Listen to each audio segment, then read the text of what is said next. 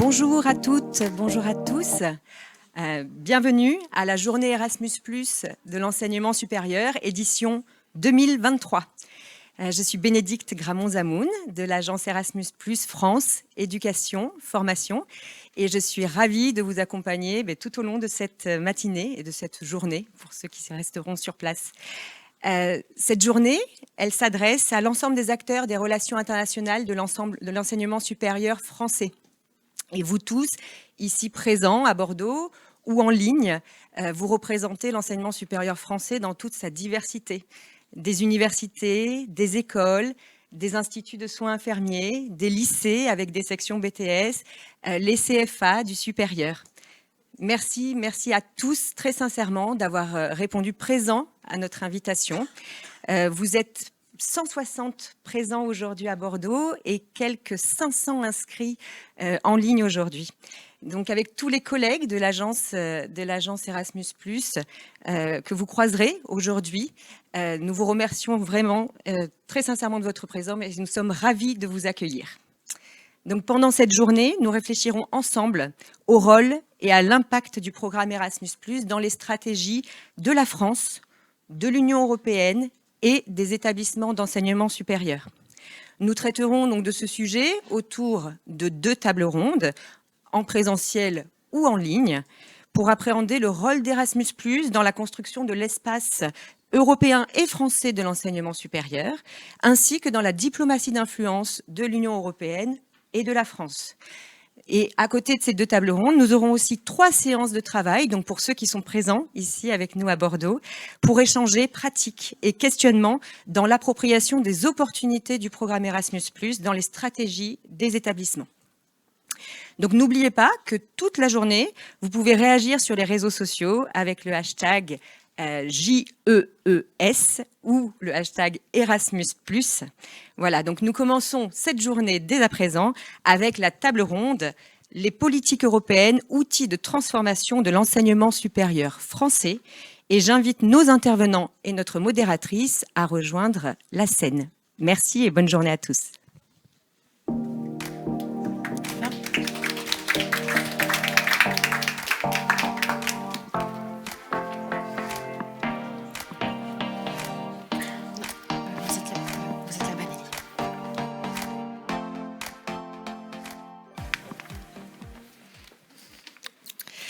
Bonjour, je suis Mathilde Bégrand de l'agence Erasmus+ France Éducation Formation et je suis ravie de vous accueillir pour cette première table ronde qui a pour sujet les politiques européennes, outils de transformation de l'enseignement supérieur français.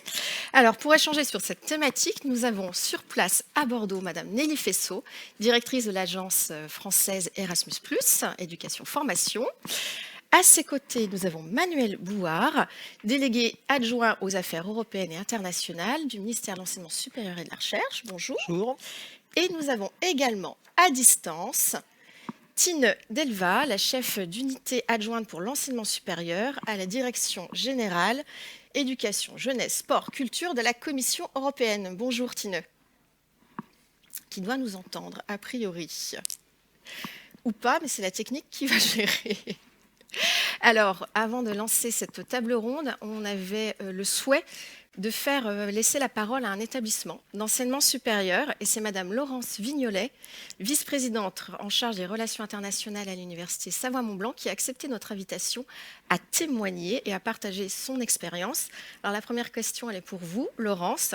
Pourriez-vous nous dire en quoi Erasmus est un outil de transformation de votre université ? Très bien, merci beaucoup Mathilde. Bonjour à toutes et à tous. Alors avant toute chose, je souhaite vraiment remercier l'Agence nationale Erasmus de m'offrir la possibilité de ce témoignage sur l'importance finalement des politiques européennes dans la transformation de mon université, l'Université Savoie-Mont-Blanc, qui est aussi membre fondateur de l'alliance UNITA, Universitas Montium.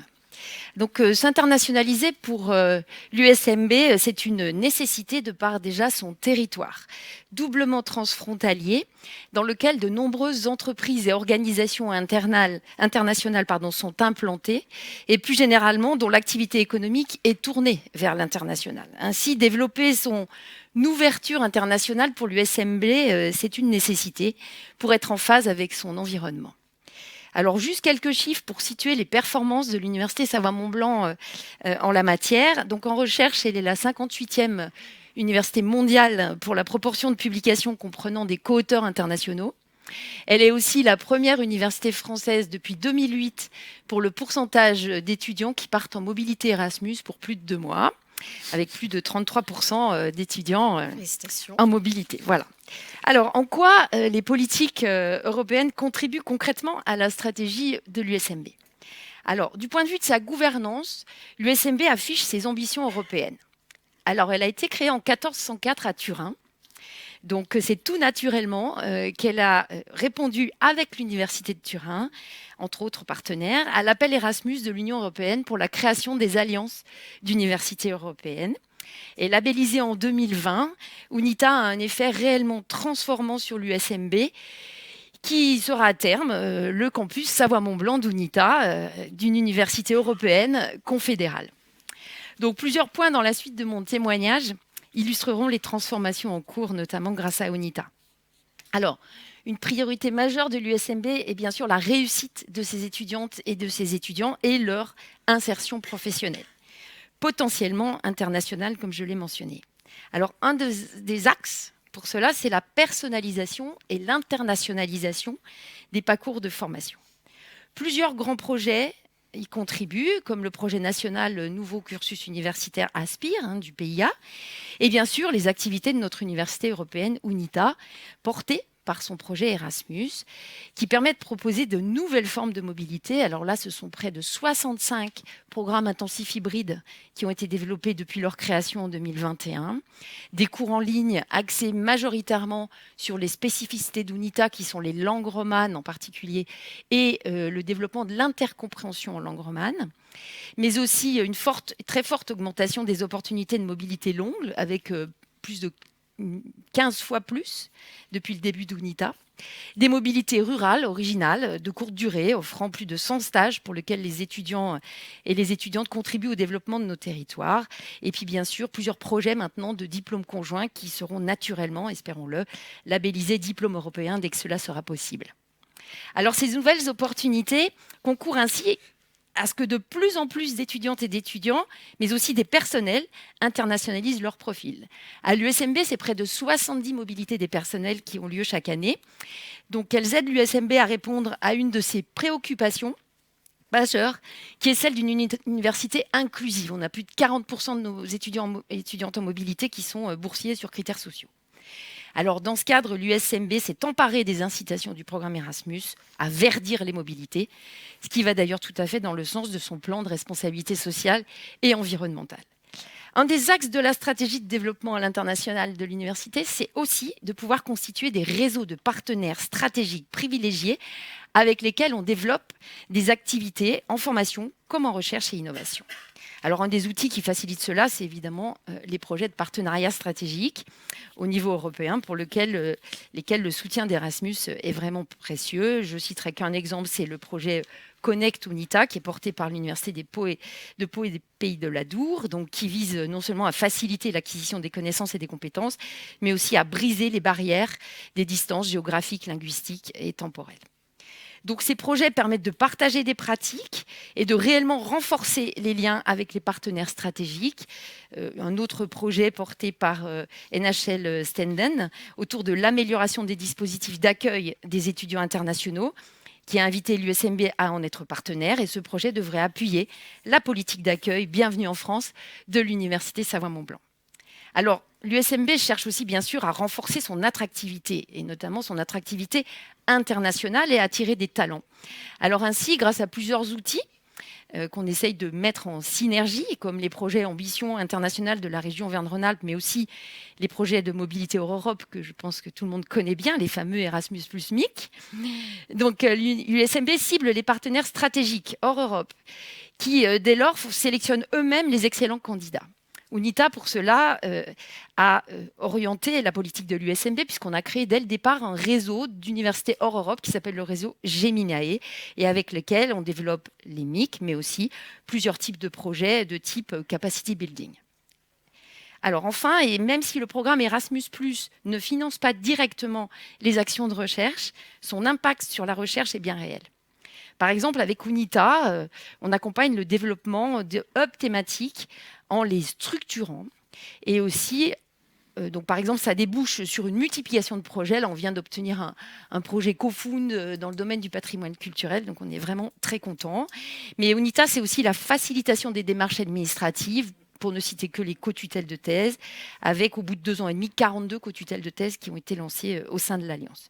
Sans compter les facilités maintenant du nouveau programme Erasmus pour la mobilité des doctorants et des doctorantes.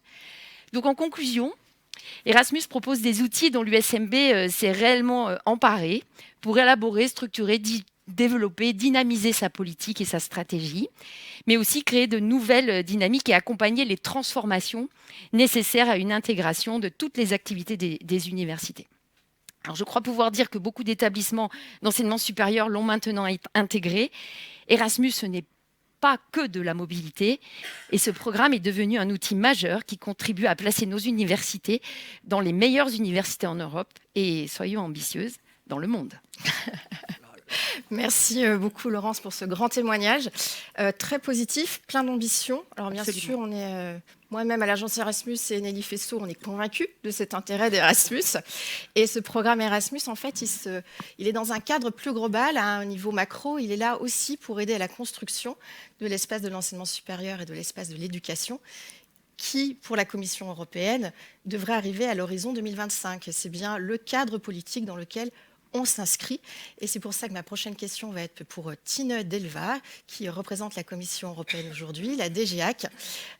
Quelles sont les actualités de la politique européenne pour l'enseignement supérieur, pour que tous les établissements comprennent bien dans quel cadre on joue et vers quelle destination nous allons tous? Merci Tine. Bonjour tout le monde. Merci pour m'accueillir ici. Pour nous, c'est très clair. Notre société a plus que jamais besoin de la contribution de ces universités.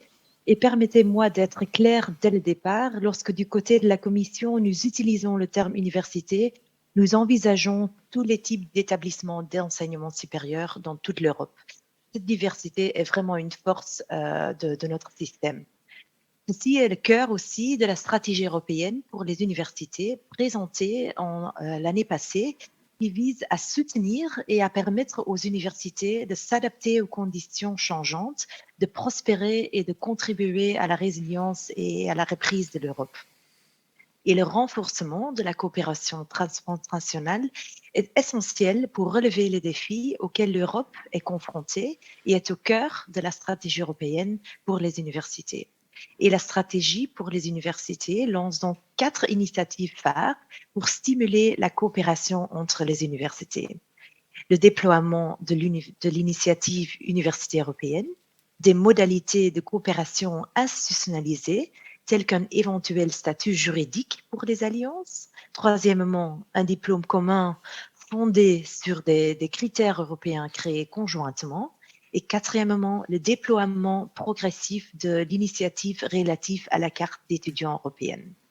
Et la stratégie reconnaît aussi l'excellence et l'inclusion comme une caractéristique distinctive de l'enseignement supérieur européen, exemplaire pour notre mode de vie européen. Et ça, c'est exactement ce que vise l'initiative d'Université européenne, soutenue par le programme Erasmus+.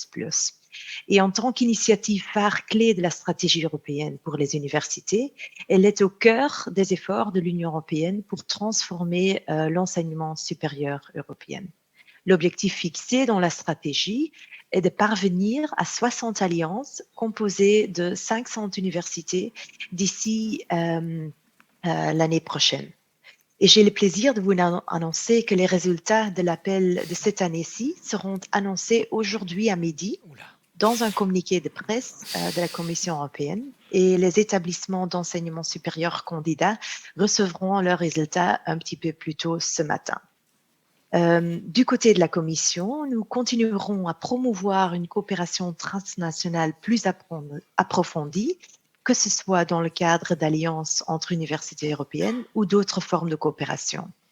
Et en plus de nos travaux sur le diplôme européen commun, la Commission prévoit proposer 2 nouvelles initiatives prévues pour l'année prochaine, déjà annoncées dans la stratégie européenne pour les universités. D'abord, un système européen d'assurance et de reconnaissance de la qualité. C'est parce que c'est vraiment essentiel à la réalisation réussie d'un espace européen de l'éducation, et en particulier en ce qui concerne l'assurance de la qualité pour les universités européennes et la reconnaissance automatique. Et pour ce faire, nous avons l'intention de nous appuyer sur les outils de transparence de Bologne. Et deuxièmement, l'année prochaine, on va aussi travailler sur un cadre européen pour des carrières attrayantes et durables dans l'enseignement supérieur. Parce que le personnel est censé remplir divers rôles, enseignement, recherche, esprit d'entreprise, gestion ou direction. Et il est nécessaire de s'attaquer de manière systémique et globale aux carrières universitaires afin de permettre des parcours universitaires diversifiés et d'améliorer les conditions de travail, notamment en vue de valoriser le travail en matière de coopération transnationale. Et permettez-moi maintenant de me concentrer aussi sur le programme Erasmus+. Erasmus+ est bien plus que les universités européennes. Et votre travail en est la preuve. S'il s'agit de mobilité, de partenariats de coopération ou d'alliances d'innovation, toutes ces actions sont ouvertes au secteur de l'enseignement supérieur au sensus large et revêtent une importance capitale pour la réalisation de l'espace européen de l'éducation. Et nous entrons dans un moment clé pour la mise en œuvre actuelle du programme Erasmus+, parce que le processus de préparation de l'évaluation à mi-parcours a été lancé.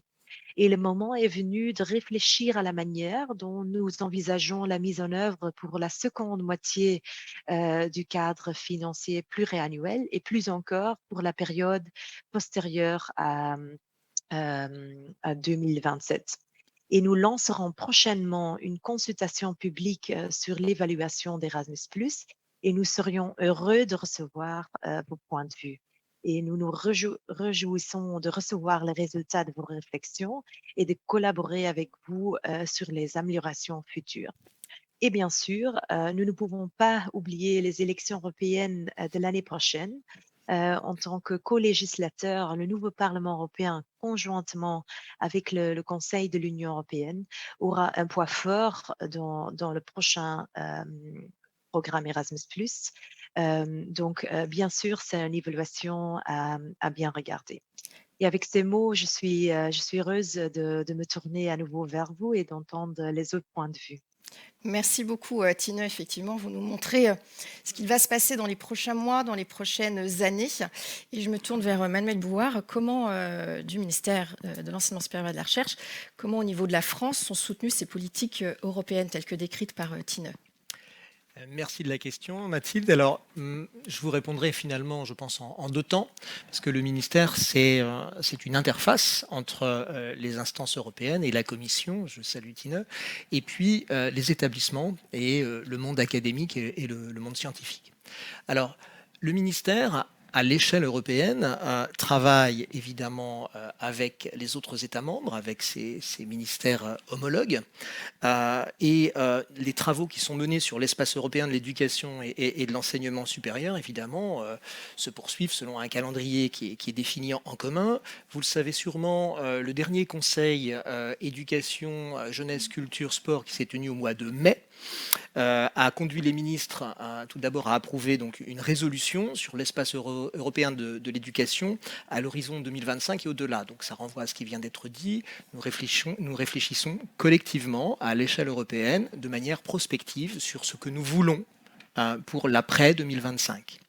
De la même manière, le Conseil de mai a approuvé des conclusions sur les mesures qui devraient être prises pour permettre tout simplement de donner corps à la reconnaissance mutuelle automatique dans le domaine de l'enseignement et de la formation, puisqu'aujourd'hui, ça n'est pas véritablement une réalité, donc des réflexions sont en cours pour aboutir sur ce point. Voilà un petit peu le rôle que le ministère, en liaison avec les institutions et les États membres au sein du Conseil, voilà comment nous travaillons. Au niveau national, maintenant, au niveau national, vous l'avez vu, Laurence là, en est un brillant témoignage. Les établissements français d'enseignement supérieur sont extrêmement investis sur la construction de l'espace européen de l'éducation à travers un certain nombre d'initiatives, et en particulier celle sur laquelle je souhaitais revenir, qui est celle des universités, des alliances d'universités européennes. Vous le savez, ce concept a été lancé par le président de la République, Emmanuel Macron, lors de son discours de la Sorbonne en 2017, mais c'est bien l'Union européenne, la Commission et à travers elle, donc l'agence exécutive Erasmus+, qui lui ont donné corps. Donc, cette initiative donc a permis le lancement de nombreux appels à projets ces dernières années dans le cadre du programme Erasmus+. Et aujourd'hui, le résultat provisoire, hein, bien sûr, c'est que nous avons 44 projets d'universités européennes existants, vivants. Dans ces 44 alliances, 38 établissements français d'enseignement supérieur sont investis, sont impliqués. Ils sont impliqués précisément dans 34 alliances. Et parmi ces 34 alliances qui accueillent en leur sein des établissements français, vous en avez 10 qui sont coordonnés par l'établissement français membre de cette alliance. Donc je crois que c'est une preuve assez forte de l'intérêt qui est porté à cette initiative, à cette expérimentation. Et le ministère en a tiré les conséquences. Il est à l'appui et il est dans l'accompagnement et l'apport de l'expertise nécessaire demandée, quand cela est le cas, par les établissements. Alors, pour illustrer mon propos de façon plus concrète, je voudrais évoquer une réunion qui se tiendra la semaine prochaine, le 12 juillet très précisément, puisque la ministre de l'Enseignement supérieur et de la Recherche, Sylvie Retailleau, accueillera autour d'elle l'ensemble des présidents d'universités ou d'établissements qui sont impliqués dans les alliances européennes. L'objectif de cette réunion qui se tient donc la semaine prochaine, c'est d'abord de faire un premier bilan de l'implication des établissements dans l'initiative, et puis d'en esquisser avec les présidents le futur, et en particulier au-delà de ce que nous avons engagé collectivement à l'échelle européenne, en réfléchissant à la question de la recherche, qui est finalement aujourd'hui un peu au second plan, mais qu'on aimerait voir émerger comme un sujet à part entière au sein des alliances d'universités européennes. Ce qui me permet d'évoquer également les orientations qui sont celles de la ministre en matière européenne et internationale, avec une ambition donc d'apporter un soutien fort aux alliances, et qui pourrait donc évoluer vers ce que j'ai appelé, faute de mieux, alors j'espère que je serai compréhensible, unicité des financements. Aujourd'hui, les universités européennes répondent à différents appels à projets, parce que nous sommes dans une phase d'expérimentation, hein, tout simplement. Il faudrait, à terme, quand elles atteindront leur maturité, que nous puissions réfléchir à ce que les financements européens et nationaux qui viennent abonder puissent être attribués sur la base d'un projet et d'un programme global de chacun des réseaux. À ce titre, de premières pistes ont été esquissées par un groupe de travail que la Commission a mis en place et que la France co-préside pour faire évoluer notre position. Je conclurai en vous disant que la France a apporté jusqu'ici, à travers les programmes d'investissement d'avenir et France 2030, 100 millions d'euros pour accompagner les alliances et les établissements français impliqués dans les alliances, que les établissements impliqués peuvent aussi d'ores et déjà s'appuyer sur un outil plus national, le contrat d'objectifs de moyens et de performance, pour inclure dans leur stratégie la dimension européenne, parce que je crois que ce contrat, qui est un outil de dialogue entre le ministère et le monde académique, doit permettre, j'allais dire, d'intégrer pleinement la dimension européenne de la stratégie des établissements. Et enfin, je conclurai en vous disant que dans le cadre de France 2030, un programme ASDESR a été lancé, donc accélération des stratégies de développement des établissements d'enseignement supérieur. Ce doit être un levier pour que les établissements puissent exploiter au mieux leur potentiel et accroître leur participation dans les programmes européens, en renforçant en particulier notamment les équipes d'ingénierie de projet. Voilà. Et puis, ça a été dit également avant moi, par l'accompagnement et le développement de la formation tout au long de la vie de l'ensemble des personnels, on doit pouvoir faire progresser également la place de l'Europe au sein des établissements. Je vous remercie. Merci beaucoup. Effectivement, faisons progresser la place de l'Europe dans les établissements, au bénéfice des établissements, des acteurs, c'est ce qu'on a vu avec le témoignage de Laurence Vignolet, mais surtout au bénéfice de nos étudiants et de nos étudiantes. Donc sur cette deuxième partie de questions, on avait très envie de discuter avec nos différents intervenants de comment continuer à faire de la mobilité une mobilité accessible à toutes et à tous, mais aussi une mobilité de qualité. On a parlé tout à l'heure des avancées sur l'assurance qualité et la reconnaissance. Donc je me tourne à nouveau vers Tine Delva. Quelles sont les initiatives à mettre en place mises en place dernièrement pour œuvrer à plus de mobilité? Et petit message à l'ensemble de nos intervenants, je vais vous demander d'être peut-être plus concis dans vos réponses à venir si on souhaite tenir les délais. Ce n'est que la première table ronde de la journée. On aura plein d'autres temps pour discuter. Merci beaucoup. Tine, on vous écoute. Oui, merci. À nouveau sur le programme Erasmus+, comme vous le savez, Erasmus+, garde toujours la mobilité apprenante au cœur de son action. Après plus de 35 ans de service avec cet objectif et plus de 13 millions d'expériences de mobilité dans tous les secteurs. Nous sommes enfin cette année, après 3 années impactées par la pandémie, en mesure de mettre pleinement en œuvre ces actions, y compris aussi dans le domaine du sport. Et cela, ça fonctionne très bien, comme le montre le succès du système d'accréditation qui existe maintenant dans tous les secteurs. Et le nombre de mobilités a dépassé le million en l'année passée.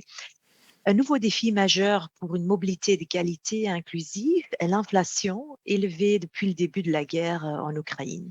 La Commission a réagi rapidement en adaptant les taux de bourse de mobilité, mais il reste plus à faire sur base d'études en cours. Et nous devons aussi être conscients du fait que toute augmentation des bourses à budget égal signifie moins de mobilité. Mais nous savons que nous devons aller plus loin pour faire de la mobilité à des fins d'apprentissage une opportunité pour le plus grand nombre, tout en assurant la qualité de ces opportunités. C'est l'objectif de la future proposition de recommandation du Conseil visant à mettre à jour le cadre européen de la mobilité à des fins d'apprentissage. Donc, on travaille maintenant à un tel cadre de mobilité à des fins d'apprentissage pour renouveler celle de 2011 afin de permettre à davantage d'apprenants et d'enseignants de surmonter les obstacles et de bénéficier d'une opportunité de mobilité et se concentrer sur les questions liées à l'inclusion et aux transitions vertes et numériques tout en encourageant une mobilité équilibrée. La Commission proposera des moyens de surmonter les obstacles et de fournir des incitations à la mobilité transnationale à des fins d'apprentissage pour tous et des moyens de prendre en compte les évolutions des schèmes d'apprentissage, en particulier en ce qui concerne les formats plus flexibles, hybrides et virtuels, ainsi que la nécessité de déplacement, de comportement et de pratiques plus durables. Et cette proposition encouragera les États membres à valoriser les expériences de mobilité transnationale à des fins d'apprentissage comme un élément important de tous les parcours d'éducation et de formation et à intégrer la possibilité d'une telle mobilité dans les programmes d'éducation et de formation. Et il est prévu que cette proposition sera déposée sur la table du Conseil en automne de cette année-ci. Et pour la première fois pour une initiative spécifique sur l'éducation, un panel citoyen sur la question, organisé sur le modèle de ce qui s'est fait dans le cadre de la conférence sur le futur de l'Europe, s'est réuni en 3 sessions durant les mois de mars et d'avril, rassemblant environ 150 personnes venant de toute l'Union européenne, aussi de la France. Et l'initiative se trouve actuellement en phase finale de préparation. L'appel à contribution et la consultation publique lancée pour récolter les avis des parties intéressées et du public se sont achevés début mai et ont permis de recueillir 1 millier de contributions en cours d'analyse par les services. 1 millier de contributions, c'est quand même beaucoup. Donc, on en travaille et on va revenir vers vous dans l'automne. Merci. Merci beaucoup, Tine. Et du coup, Nelly, je me tourne vers vous. Ce panel citoyen, ces recommandations, ces préconisations, ça rentre quand même un peu en résonance avec un travail que l'agence Erasmus a fait dernièrement. Est-ce que vous pouvez nous en dire quelques mots ? Tout à fait, merci Mathilde. Alors d'abord, je salue effectivement ce panel citoyen qui est un très bel exemple de participation démocratique. Et effectivement, cela rejoint l'une des recommandations qui avait été émise pour les 35 ans du programme à l'automne 2021 et qui se concrétisait en janvier 2022. Et l'une de ces recommandations était la création d'ambassadeurs Erasmus+, ambassadeurs qui portent à la fois le programme Erasmus+, mais surtout qui le portent devant les publics les plus éloignés du programme afin d'incarner complètement la mobilité Erasmus+. Pour tout vous dire, nous avons lancé donc un recrutement sur ces ambassadeurs et nous avons eu plus de 900 candidatures, ce qui était absolument inespéré pour avoir retenu in fine 50 ambassadeurs. Donc d'ores et déjà, je tiens à remercier toutes celles et tous ceux qui ont été candidats pour être ambassadeurs, parce que même si vous n'avez pas été retenus, ne désespérez pas, nous allons faire appel à vous et nous avons beaucoup d'exemples où nous souhaitons nous appuyer comme cela sur des personnes qui ont vécu leur mobilité Erasmus et qui peuvent la faire partager au mieux, au plus proche de toutes celles et tous ceux qui, quelquefois, en sont éloignés.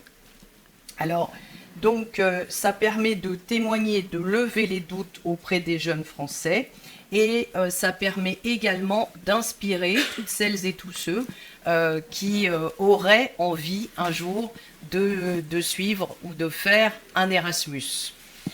En tout état de cause, nous savons qu'il y a encore aujourd'hui des publics éloignés de la mobilité au sein des universités, soit parce que les cursus n'intègrent pas nécessairement ou ne permettent pas cette mobilité, soit parce que, et on en a parlé récemment avec le président des INSPE, en ce qui concerne la formation des jeunes enseignants, ce n'est pas encore complètement entré dans les mœurs, si je puisse m'exprimer ainsi. Et enfin, en ce qui concerne les étudiants en alternance, là encore, c'est un champ à travailler. Voilà, donc nous avons également évidemment les étudiants inscrits dans les filières sanitaires et sociales et également les étudiants qui sont inscrits dans les lycées en filière BTS à convaincre, si besoin en était, de la nécessité, de l'importance de réaliser une mobilité Erasmus. Voilà, alors pour cela, nous allons organiser un séminaire thématique européen. C'est un des exemples très concrets de ce que nous allons faire à Bordeaux du 13 au 15 novembre prochain. Donc ça, ce sera un bel exemple d'échange en présence de la ministre de l'apprentissage. Sur les apprentis. Tout à fait, qui sera présente. Et d'autre part, nous avons également des formations de formateurs dans les régions académiques pour aider à la candidature ETCHE. Tout à fait. Candidature ETCHE qui, du coup, pour les lycées avec les filières STS ou tout autre établissement avec des filières post-bac qui ne sont pas dans les universités, est un ticket d'entrée dans le programme Erasmus, donc on les accompagne particulièrement dessus. Et je précise que la ministre qui ouvrira nos travaux est Carole Grandjean. Tout à fait. Donc au mois de novembre à Bordeaux. 13 au 15 novembre, vous pouvez le noter. Voilà. Pour finir cette table ronde, on souhaitait revenir en fait sur faire un point d'étape suite aux journées de Erasmus+ de l'enseignement supérieur de l'année dernière, qui était consacrée aux 4 priorités du programme Erasmus 21-27. Donc les 4 priorités sont, vous le savez, l'inclusion, la transition écologique, la transition numérique ainsi que la citoyenneté européenne. Point d'étape, puisque Tine Delval l'a dit précédemment, on est bientôt à mi-parcours de ce programme Erasmus. On en a beaucoup discuté discuter avec vous de ces 4 priorités et ce n'est que le début. Et on voulait faire un point sur est-ce qu'il y a déjà des impacts visibles, comment tout ça va être accompagné sur les dernières années du programme 21-27. Et Tine, ma question va être pour vous. Effectivement, est-ce qu'il y a déjà des impacts visibles de toutes nos actions sur ces 4 priorités depuis quelques années? Oui, merci pour venir vers moi. Premièrement, en ce qui concerne l'inclusion, nous avons mis en place depuis 2021 un cadre de mesures d'inclusion et afin de mieux relever les défis spécifiques liés à l'accès au programme dans leur contexte national, les agences nationales élaborent leur propre plan d'inclusion sur la base du cadre européen.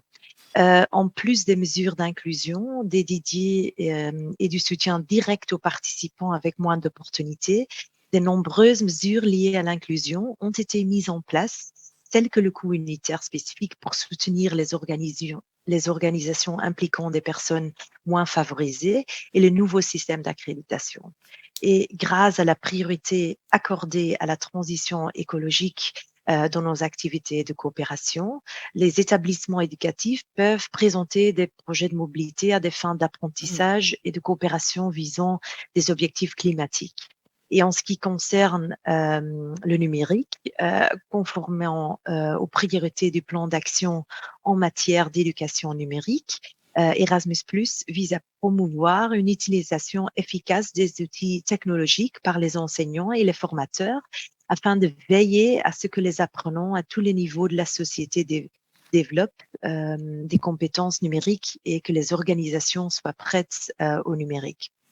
Et en ce qui concerne le renforcement de l'identité des valeurs européennes, le règlement relatif au programme Erasmus+ rappelle le rôle clé de ces éléments dans le programme. On met également l'accent sur l'objectif consistant à encourager la participation des jeunes au projet européen d'éducation et de participation à la citoyenneté dans la vie démocratique. Nous avons lancé une grande évaluation du programme Erasmus+, comme je l'ai dit avant. Et ce qu'on peut dire à ce stade, c'est que ces grandes priorités transversales contribuent à une communication plus claire, plus percutante sur les enjeux du programme. Elles sont d'ailleurs bien perçues par les différentes parties prenantes. Nous avons eu à la mi-juin avec le réseau des agences nationales, des discussions sur le futur du programme et c'est ça ce qui en ressortait généralement. Et pour assurer une mise en œuvre du programme cohérente et de qualité, nous avons dorénavant aussi des centres de ressources Salto suivant toutes ces priorités. Et dans ce contexte, j'aimerais également entendre les autres intervenants sur les priorités d'Erasmus+. Merci. Merci beaucoup, Tine. Du coup, la prochaine intervenante, c'est vous, Madame Fessot. Justement, vis-à-vis de ces 4 priorités, quelles réalisations ou actions à venir sont prévues au sein de l'agence Erasmus et portées par l'agence Erasmus France Éducation Formation? Alors, sur les 4 priorités, on va en mettre en exergue 2, là maintenant tout de suite. Ça ne veut pas dire qu'on oublie les autres, mais ces 2-là sont particulièrement importantes. Il s'agit de la transition écologique et de la citoyenneté. Donc, en matière de transition écologique, il se trouve que l'agence Erasmus+ France Éducation Formation a été retenue en juillet 2022 pour devenir le centre de ressources pour l'ensemble des 33 agences nationales Erasmus+, sur ce thème-là. Et donc, nous avons créé en notre sein, au sein de l'agence, un Salto, un centre de ressources dédié à cette question pour l'ensemble des agences, pour l'ensemble des autres agences européennes.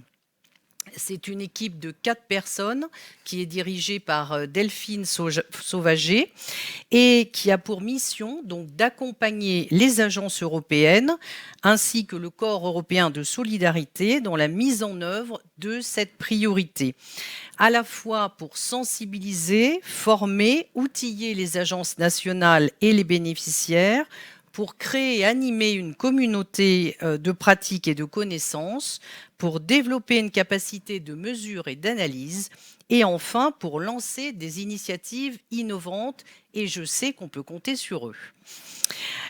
Nous avons également en cours une étude sur la dimension environnementale dans les projets Erasmus+ français.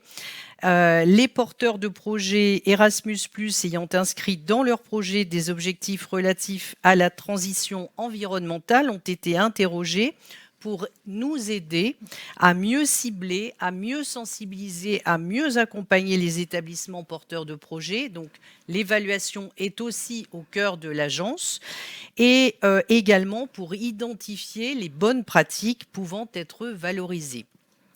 Alors, c'est en matière de transition écologique.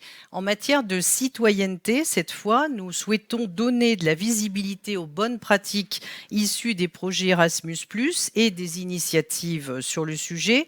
Nous avons 2 temps forts à venir. Premier temps fort, l'élaboration d'un recueil de projets qui pourra vous tous vous inspirer sur cette question, et également l'organisation d'une conférence annuelle, donc toujours au mois de novembre, mais cette fois les 28 et 29 novembre à Toulouse, conférence annuelle de l'agence Erasmus+ France Éducation Formation sur cette thématique de la citoyenneté. Alors, il s'agit pour nous d'inscrire cette dimension européenne dans la formation des enseignants, et par ricochet pour l'ensemble des élèves et des classes, avec le pilotage également d'un groupe de travail interagences qui réunit l'Italie, l'Allemagne, l'Irlande, la République tchèque, la Suède et l'Espagne, afin d'identifier les freins et les leviers à la mobilité européenne des futurs enseignants et enseignantes, formuler des recommandations pour la Commission européenne. Et puis, on pourra noter, pour finir sur une note d'espoir forte, c'est que les établissements se sont, dans le cadre de l'appel à projet 2023, très largement emparés de cette question de la citoyenneté au travers des projets Jean Monnet, dont 13 sont relatifs à apprendre l'Europe. Des bons chiffres et puis beaucoup d'activités à venir au mois de novembre. On a un mois de novembre bien chargé à l'agence. On vous attend un peu partout en France. Et Manuel, du coup, pour terminer sur cette question, je suppose que le ministère de l'Enseignement supérieur et de la Recherche accompagne également l'établissement sur la question notamment de la responsabilité sociétale et environnementale. Peux-tu nous en dire quelques mots ? Écoutez, effectivement, le ministère travaille aussi sur cette question, qui est quand même un petit peu la question d'actualité, si j'ose dire. J'allais dire concomitance amusante, la ministre Sylvie Retailleau s'est déplacée en octobre dernier à Bordeaux, précisément pour annoncer son plan national, plan climat biodiversité, donc transition écologique de l'enseignement supérieur et de la recherche. Donc voilà, je suis très content de revenir aujourd'hui pour en parler à nouveau. Eh bien, donc ce plan évidemment fixe un certain nombre de lignes directrices pour l'ensemble de la communauté académique française. Et donc, la ministre, en octobre, avait insisté sur les engagements qui devaient être tenus, en particulier dans le domaine de la formation, puisque dans le cadre de cette réflexion qui a été menée, l'étudiant est absolument au cœur de nos préoccupations, avant toute chose.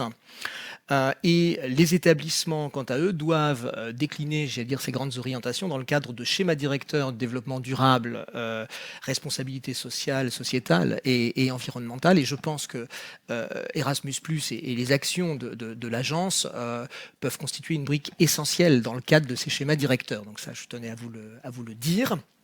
Tout d'abord, et nous travaillons aujourd'hui avec les établissements d'enseignement supérieur sur la mise en place, c'est le cœur de notre projet, d'un socle de connaissances et de compétences vertes. Voilà. Donc ça, c'est une chose vraiment que je souhaitais souligner.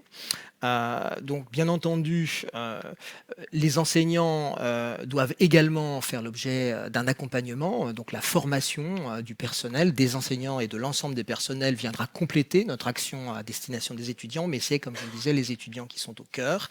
Le socle de connaissances, les enjeux écologiques, tout cela doit être mis en place pour la rentrée 2023, c'est-à-dire le mois d'octobre prochain. C'est-à-dire demain. Voilà, nous y sommes. Et donc, je tiens à remercier l'ensemble des personnes dans les établissements qui ont travaillé sur ces questions-là, parce qu'elles sont vraiment fondamentales.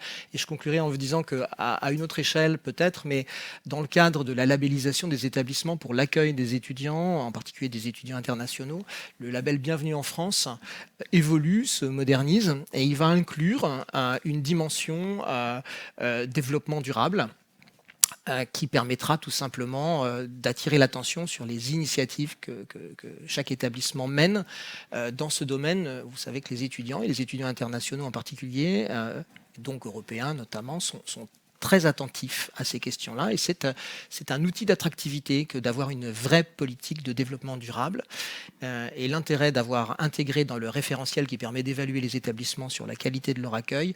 Je vois une opportunité. Nous verrons au ministère une multitude d'initiatives, parce que la communauté académique est très dynamique dans ce domaine, et nous pourrons faire un partage de bonnes pratiques et un partage d'expériences pour raconter aux uns et aux autres ce qui se fait dans les établissements.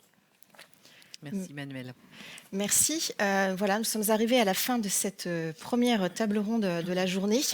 Je pense qu'on peut retenir le mot, je vais te citer, Erasmus plus brique essentielle. Moi, ça me plaît beaucoup, brique essentielle dans la stratégie de vos établissements sur divers sujets, et notamment sur les 4 priorités du programme qui sont liées à des enjeux, des défis de notre société à l'heure actuelle. Donc, pour conclure et résumer cette table ronde, on a la chance d'être accompagné toute la journée par Nathalie Latry, et avec ces planches graphiques qui vont résumer et synthétiser les divers sujets de la journée. Voilà, donc Erasmus, outils de transformation, 4 priorités. Vous retrouverez ces planches sur le LinkedIn de l'agence Erasmus tranquillement pour pouvoir en prendre connaissance et nourrir vos comptes rendus que vous enverrez à tous les agents de votre établissement, je n'en doute pas. Bonne journée.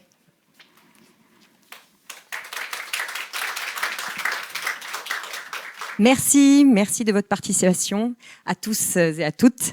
Merci à nos intervenants pour la richesse des interventions. Mais la journée n'est pas finie, nous continuons. Donc sur place à Bordeaux, je vous invite à rejoindre votre salle de travail qui doit être indiquée sur votre badge. Voilà, c'est l'occasion d'échanger pratiques et questionnements sur les sujets suivants. Mobiliser votre établissement autour des opportunités d'Erasmus+. Deuxième sujet, parlons Etché. Troisième sujet, Erasmus+, la démarche qualité au cœur des projets. Voilà.